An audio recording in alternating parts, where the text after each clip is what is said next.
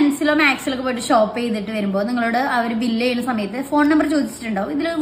അതും കൂടി ഇൻസിസ്റ്റ് ചെയ്യുക അവർ നമ്മളോട്. അപ്പൊ എന്താണ് അങ്ങനെ ചെയ്യാൻ പാടും? അപ്പൊ നമ്മുടെ കൺസ്യൂമർ അഫയേഴ്സ് മിനിസ്ട്രിയുടെ നിയമം അനുസരിച്ച് അതിൽ പറഞ്ഞിരിക്കുന്നത് നമ്മുടെ കസ്റ്റമേഴ്സിന്റെ കയ്യിൽ നിന്ന് ഫോൺ നമ്പർ ഇൻസിസ്റ്റ് ചെയ്ത് മേടിക്കുന്നത് ഒരു അൺഫെയർ ട്രേഡ് പ്രാക്ടീസ് ആയിട്ടാണ് കണക്കാക്കുന്നത്. കാരണം അങ്ങനെ ചെയ്യാൻ പാടില്ല. എന്താണെന്ന് വെച്ചാൽ നമ്മുടെ ടെലികോം ഇൻഡസ്ട്രിയിൽ, അതായത് നമ്മുടെ ഫോൺ കോൾ, അത് നെറ്റ്വർക്ക്, അതിന്റെയൊക്കെ ഒരു പഠനം അനുസരിച്ച് നമുക്ക് വരുന്ന ഇന്ത്യയിൽ വരുന്ന സ്പാം കോളുകളിൽ 90% സെയിൽസുമായി ബന്ധപ്പെട്ടതും ബാക്കി വരുന്നത് സാധാ സ്പാമിന്റെ അതിൽ വരുന്നതാണ്.